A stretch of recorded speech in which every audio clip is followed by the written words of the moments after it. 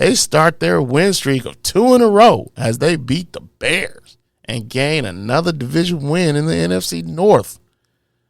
Detroit beats the Chicago Bears 31-30. And I know you're saying, calm down. It's the freaking Chicago Bears. Who cares? But Detroit is now won 2 out of 2 of the last, or 2 in a row, taking their win record to 3-6, dropping Chicago to 3-7. And their road losing streak is now over. And they were down 14 points heading into the fourth quarter. This seemed like a team that was willing to that was about to be cool with losing to a division opponent. But here comes that kid, the Detroit kid, Aiden Hutchinson, and gets a sack when they need it most. And then Jeff Okudah, the cornerback, was able to get in on that pressure / sack and was able to pick it off.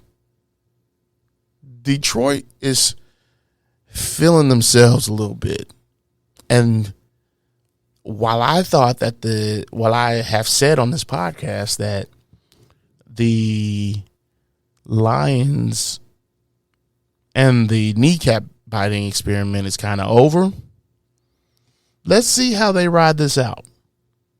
Let's see how they continue to keep it moving, because yeah, this division is pretty far gone, I think. I think the Vikings still have pretty good control over this division, but you never know in the NFC right now. And if Dan Campbell can keep this momentum going, especially heading into 2023, and then get more talent in 2023, if they allow him to stay, we could be seeing a new team in Detroit. We could be seeing a new team in Detroit, because Aiden Hutchinson will have one other year under his belt. I'm sure they'll pick up another kid to help aid that pass rush. Jameson Williams should be completely healthy in 2023 if all goes according to plan. Like there's a situation where we could see that things could go well and Dan Campbell could get another year, because I definitely thought the Dan Campbell experience was over. But if he continues to put together a streak, especially of stuff like this, where he's stopping road streaks and he's coming back 14 points heading into the fourth, like stuff like that, then maybe he could stick around. Now let's go over to the Chicago Bears part of the side of the ball. Matt Eberflus has got to figure out how to marry the freestyle play and designs for Justin Fields with play calling and play design. Like Fields ran for 147 yards. He's going to. But let's be real. You didn't trade Chase Claypool to give him one reception. That's all he had. I'm not saying he's supposed to be the new Megatron or he's supposed to be the second coming of Tyreek or anything, but you're not even giving him an opportunity. Eberflus has got to figure out how to marry the freestyle of Fields with some design in that offensive game plan. But anyway, let's keep it moving. The Houston Texans lose to the New York Giants 24. Giants score 24. Houston Texans 16. Houston Texans are 1-7-1. The Giants are 7-2. I think this is more about, I know the Texans lost. I get it.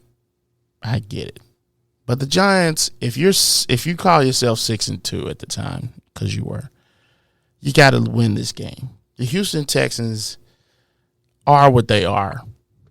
You know, this is not a great team. And the Houston Texans kept it close.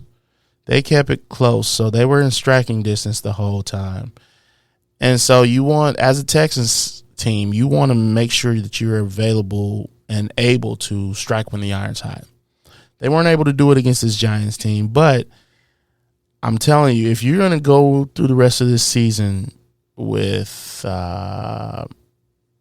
Mills as your quarterback, I'm a big believer, big component for tight end plays for rookie quarterbacks, rookie and young quarterbacks. I'm a huge proponent for tight ends with young quarterbacks. I'm a huge proponent for tight ends in general. Big hands, big soft targets, and, especially when you have a guy like, I can't even think of his name now, but their wide receiver. That takes some of that cornerback pressure off of you. So getting Akins, their tight end, Texans tight end, 3 catches for 72 yards, that could build rapport with him and Mills, Davis Mills. So they're taking steps in the right directions. Yeah, they're 1-7-1, but they do have money next season. They do have draft picks next season. We'll see what happens, what they decide to do. Let's go on to this Jacksonville game.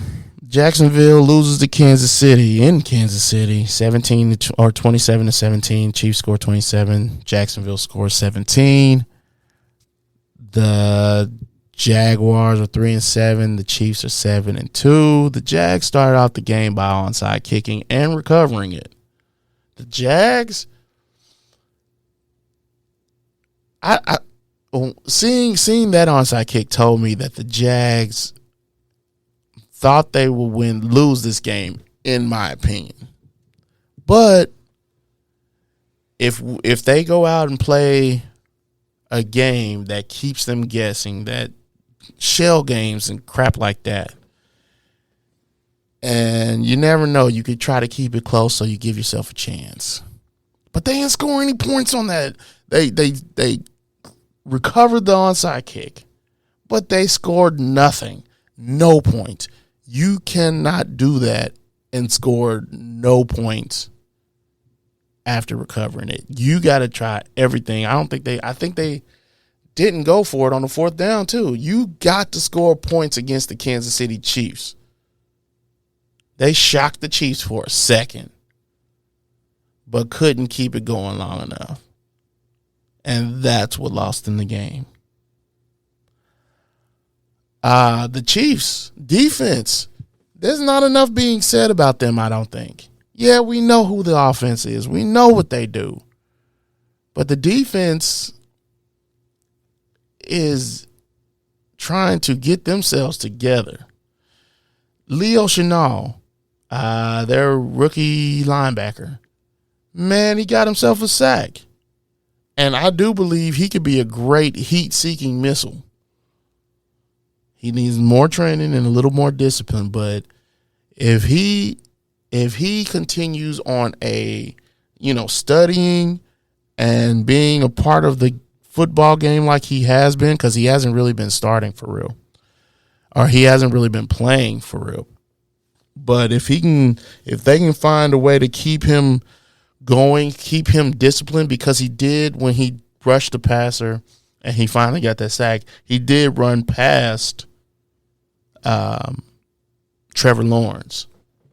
But his motor got him back to Trevor Lawrence as Trevor Lawrence stepped up in the middle of the pocket and I think he was about to run, if I'm not mistaken. But Leo was able to get to him. With Nick Bolton,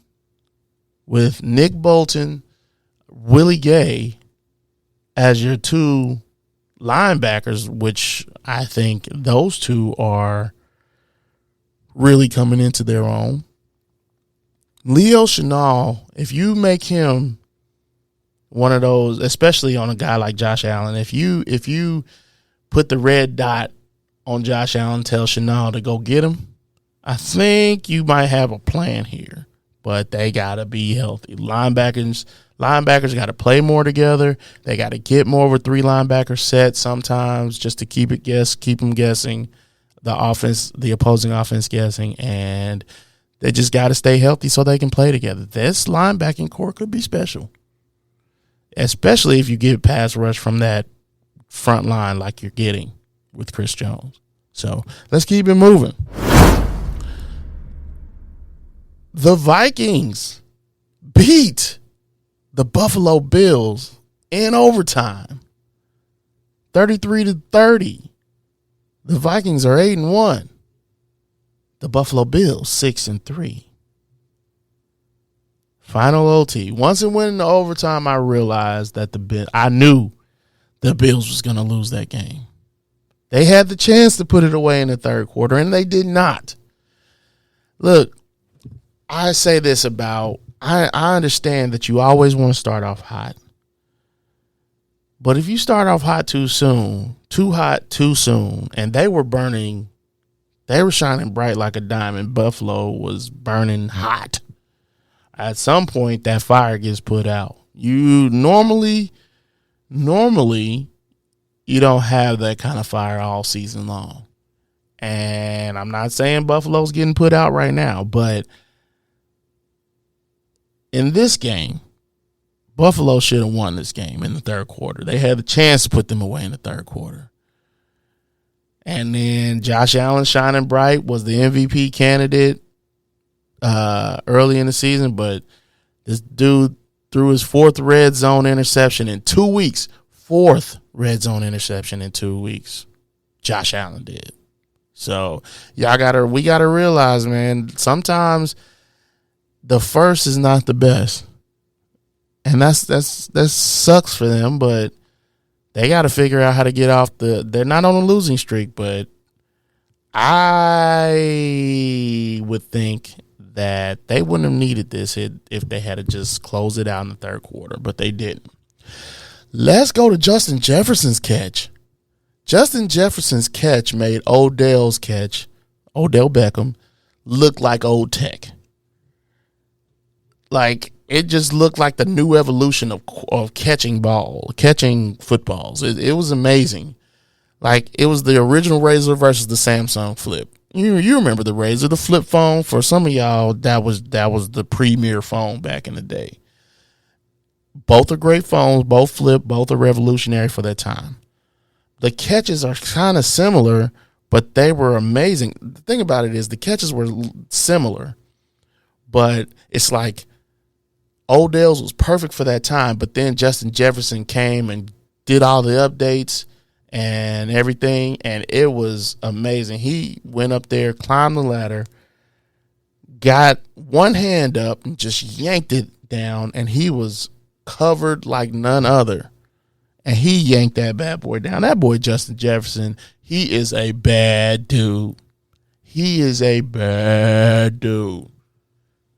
Man. So, the catch was amazing. Let's move on. The New Orleans Saints, or let's do this. The Pittsburgh Steelers beat the New Orleans Saints 20-10. Takes the Steelers to 3-6. Take the Saints to 3-7. I don't like the way Dennis Allen constructed this team from the beginning. Never did. Never did.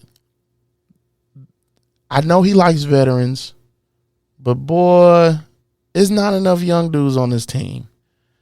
And I think he figured if you get the more veterans involved, then you won't have to do so much specialized training. But, this team, no. The Saints looks like they're going to be in the Sean Payton. The Saints look like they might be in the Sean Payton sweepstakes. They look like they might be in the Sean Payton sweepstakes. 10 penalties for the Saints. And this red rifle experiment, I'm sorry, it's over. It's over for the red rifle. It's over for Andy Dalton. It's time to call it a day. I just don't think it's over. Enough talking about this game. I'm done talking about it. It was an ugly game. Horrible. Matt Ryan and the center that's not supposed to be a head coach beat the Las Vegas Raiders